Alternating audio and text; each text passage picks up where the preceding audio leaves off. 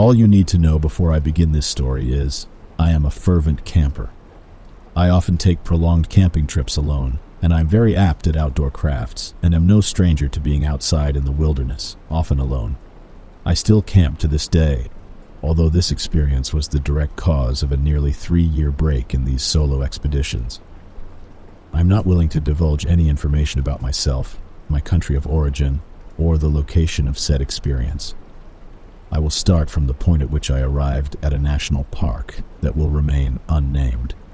I pulled my 2007 Skoda Octavia into a gravel car park and allowed my eyes to wander across the towering fir trees, tightly packed together, shielding the woodland beyond from any of the ever-ebbing sunlight. I'd arrived at the park at 5 p.m., and it was late autumn, so the sun was lowering in the sky beyond the mountains that encapsulated the valley I was in. There were a few other cars sitting in the open space.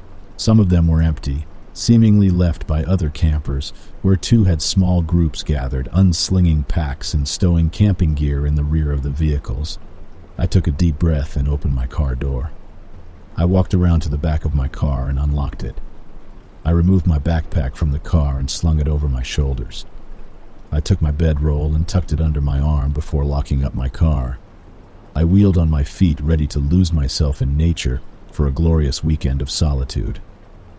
I nodded happily to other hikers on my way to the beginning of the trail and set off into the park. I was fairly experienced when this happened, having been a hiker and camper for 13 years already, and a mountain rescue worker for 9 of those. As such, I tended to get off of the trails whenever I could, and find secluded, isolated spots in the woods. I also packed emergency gear, including a flare gun and blank firing pistol for signaling to others I was in danger. Where I come from, hunting is somewhat restricted. However, much of the rules to hunting still applied, one of which was 3 rapid shots usually meant someone is in trouble and can be used as a way to signal others that you might be lost or hurt. I got off of the trail after around 30 minutes of brisk hiking, and as the daylight wavered ever lower in the sky, I cut myself a path through the thick foliage. The sun had set after about another hour and a half of trekking, and I began using my headlamp. It wasn't much longer before I heard what I had been looking for. When researching the park a week before, I had found a forest survey map, which detailed a mountain stream that fed out of the mountains down into the woods below for around 12 miles, which was situated about 4.5 miles from the trail I had entered on. The sound of babbling water lured me to the edge of the stream, where I cleared a small area for my camp. I erected my tent and gathered some rocks from the brook, which I used to create a small fire pit. I checked my watch, which read 7:50 p.m. I decided it was as good a time as any to eat something, so I got out some beef from my cooler compartment in my backpack and took out one of my steel skewering rods from my kit. After I cooked the meat and drank some water, I decided I wanted to sit in the woods for a bit, taking in the darkness and the sounds. I killed the fire, keeping my fire-starting kit just inside the tent flap, and hung an electronic lantern in my tent, remembering to remove the rain/smoke cap so that the light would be visible through the mosquito netting on the top. I picked my way towards the brook, which I was probably around 5 meters or so away from, and sat on the edge listening to the water trickling. It was deathly silent apart from the brook and the gentle rustling of trees. I could hear the occasional fox whoop and leaves brushing and twigs cracking in the distance. I sat like that for maybe an hour or so before deciding that I wanted to get some sleep, as I had planned a hardy trek up into the mountains the next day, and I would have to start early if I wanted to have a chance of reaching the upper plateau where I could re-pitch my tent. Plus, I'd have to leave myself some extra time to fit the storm straps to it, as the winds tended to gust at around 40 mph on in the mountains. I moved back to my tent, following the lamplight until I reached the zippers. I opened it up and sealed myself inside, laying back on my sleeping bag. I stared up at the lantern before then reaching up and turning the knob on the side until it dimmed to darkness, and then finally off. I sighed heavily. I specifically remember the smell of the woods in the air and how quiet it was. No road noise carried this far out into the trees, It was magical. I loved every moment of it. It wasn't long, though, before I heard something abruptly interrupting my peaceful night in the wilderness. I stirred and raised my head, squeezing my watch to illuminate the digital screen. 1:34 a.m. bleared into my eyes.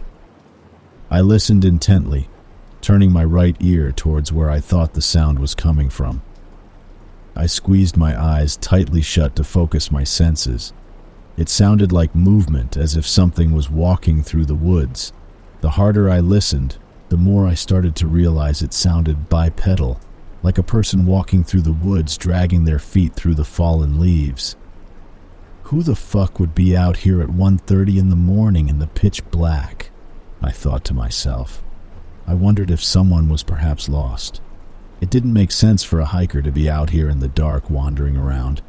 That's just a really good way of getting yourself lost. And even search and rescue don't search in the darkness unless absolutely necessary, and when we do, we use extremely powerful lights, and 90% of the time a supporting helicopter will provide FLIR to aid a search. I sat up in my sleeping bag and it fell away from my shoulders. I felt the penetrating cold suck the heat away from my body as I went rigid, concentrating in the darkness, trying to get my eyes to adjust to it and my ears to focus. The sound of the walking seemed to come closer, and I felt my heart pick up a little. I decided that if they came too close, I'd call out. I wanted whatever it was to know I was listening. If it was an animal, it would surely run away. If it was a human, they might need help, and if not, they may think twice about coming any closer. The steps came closer still, so I called out, "Who's there? Do you need help?" In the moments that passed, I could hear my heart thundering in my ears. The footfalls had abruptly stopped, as if whatever or whoever it was had frozen in place. I wasn't too worried about animals. Where I was, the fauna was not considerably dangerous. Wild hogs were the most dangerous creatures out there, although I admit when they're pissed off enough, they can be more than a match for people. Hogs are nocturnal, however, but the footfalls sounded too heavy and careless for a wild pig. I waited, holding my breath, but nothing came back. All of a sudden, I heard a loud crack right next to my left side, as if someone had slapped a stick into a tree trunk and broken it in half, like I would as a kid. I fumbled for my flashlight and illuminated the end of the tent. It was only then I saw a crumpled piece of material laying at the foot of my sleeping bag, the tent cap. I hadn't put it back on. It was then that I became all too aware that there was a rather large window in the roof of my tent for any would-be stalker. Slowly, I raised my eyes to it. I had spent nearly a decade of my life working out in the wild. I wasn't easily scared. But what I saw above my head in the torchlight terrified me. There above my face were a set of wide, crazed eyes staring back at me from the void. I screamed aloud and dropped the light, fumbling madly to peel my sleeping bag off of me and scooped it back up. My fight or flight had kicked in and I wasn't going anywhere. I tore out of the tent and spun around to face it, yelling angrily, "What the fuck are you doing?" I was met with endless black. Nothing was there. My tent flapped lazily in the gentle breeze. No one was around. I circled the tent a few times after retrieving my high-powered headlamp, scanning the trees around me. Nothing. I finally crawled back into the tent, noting that it was now nearly 3 a.m. I didn't sleep that night.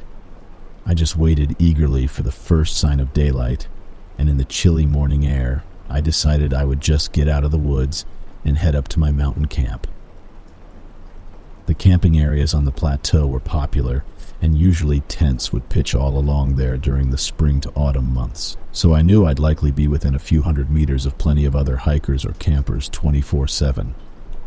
In the dim dawn, I feverishly packed away my tent and hoisted my gear onto my back before heading towards the ever-increasing gradients of the foothills of the mountains at the edge of the valley, the whole while trying to banish the thoughts of the previous night from my mind.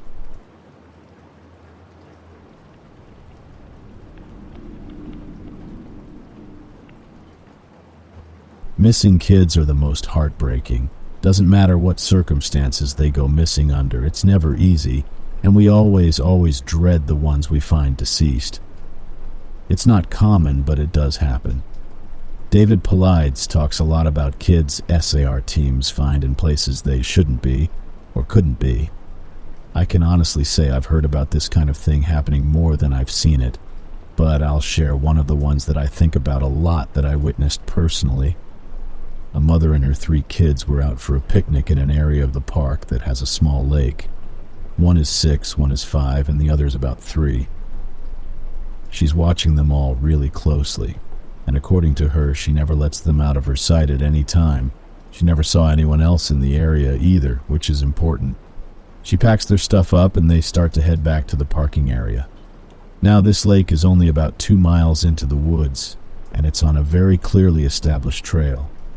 It's almost impossible to get lost getting from the parking area to it, unless you're deliberately going off the path like an imbecile. Her kids are walking in front of her when she hears what sounds like someone coming up the path behind her. She turns around, and in the 4 or so seconds she's not looking, her 5-year-old son vanishes. She figures he stepped off the trail to pee or something, and she asks her other 2 where he went. They both tell her that a big man with a scary face came out of the woods next to them, took the kid's hand, and led him into the trees. The 2 remaining kids don't seem upset. In fact, she says later that it seems like they've been drugged. They're sort of spacey and fuzzy.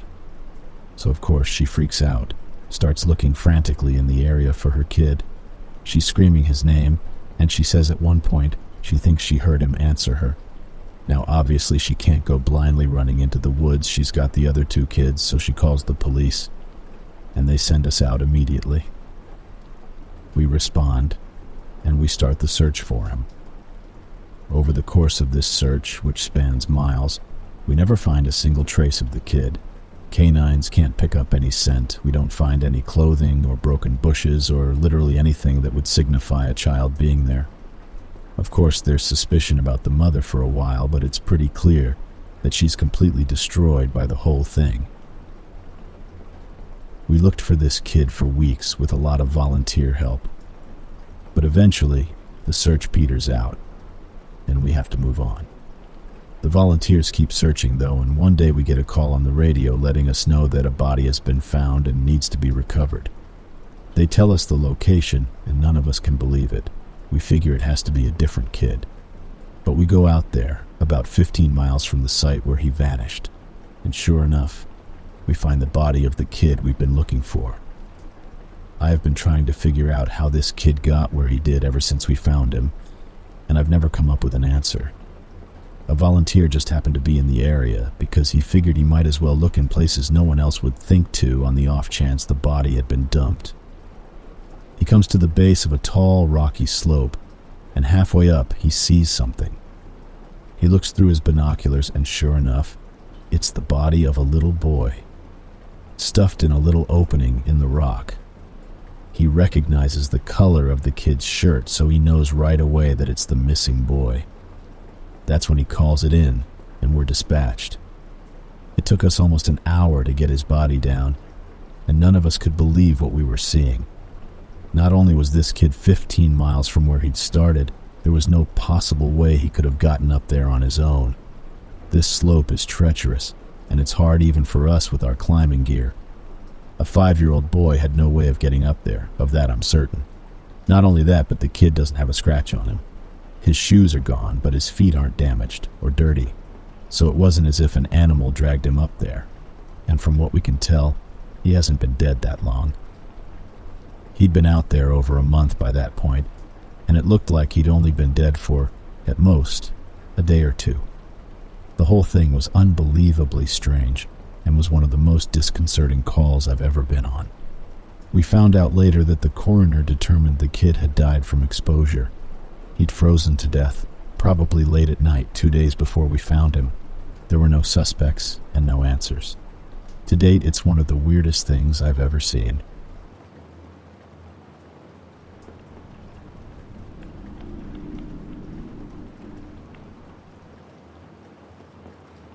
I distance hike when I can.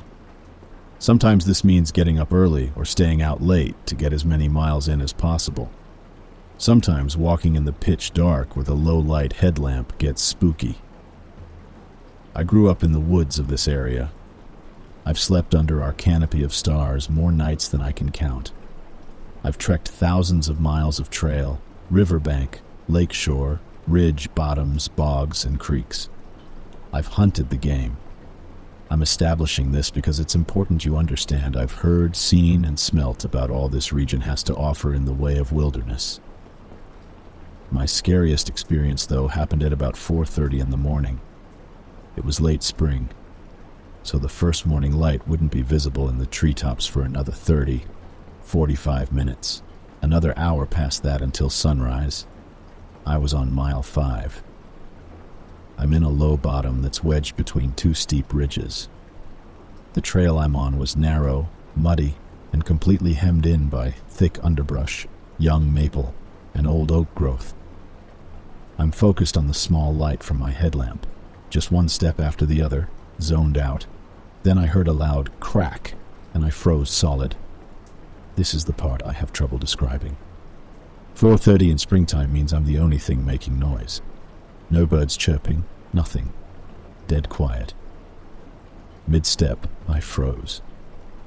When fight or flight kicks in, you have these immediate instinct thoughts. The thought that instantly flashed in my mind as I stood there balancing myself into silence was, if I hear that again, I'm turning around and I'm going back the way I came in a hurry. Why? Because that sound was not a branch breaking. It wasn't deadfall. It wasn't a widowmaker. I was damn sure I just heard something intentional. Hearing it twice, well, that meant get out of here. To describe it as best I can, it sounded like a decent-sized wooden stick being violently whacked against a smallish tree. More a fungo bat-sized stick than a baseball bat. The distinction in my head being that this sound was a crack and not a thud or thump. And I have described it as explosive in the past because it was so sudden and so terribly loud. I had the sense that it was about 50 yards directly in front of me, and it was loud and clear. Now, as I stood there completely spooked, I realized the soon-to-be worst part of my situation. I knew where the sound came from, and I knew where the trail went. In about 30 yards, I was going to come to a 180-degree turn and start up the ridge going away from the creek. This meant as soon as I got the courage to move towards this noise, I was going to have to turn my back to it and get up that ridge. This made me very nervous, my head somewhere between meth fiend murder and Bigfoot bludgeoning. Minutes pass. I just breathe my foggy breath into my glasses and listen. Nothing. Dead quiet. I've got about 30 minutes until first light.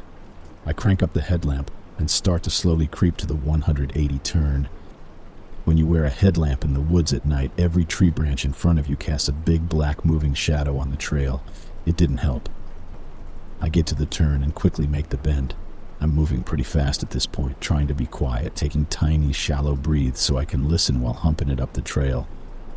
And then I smell it. A stench hits me that I can't describe. I just imagined wet, rotten death.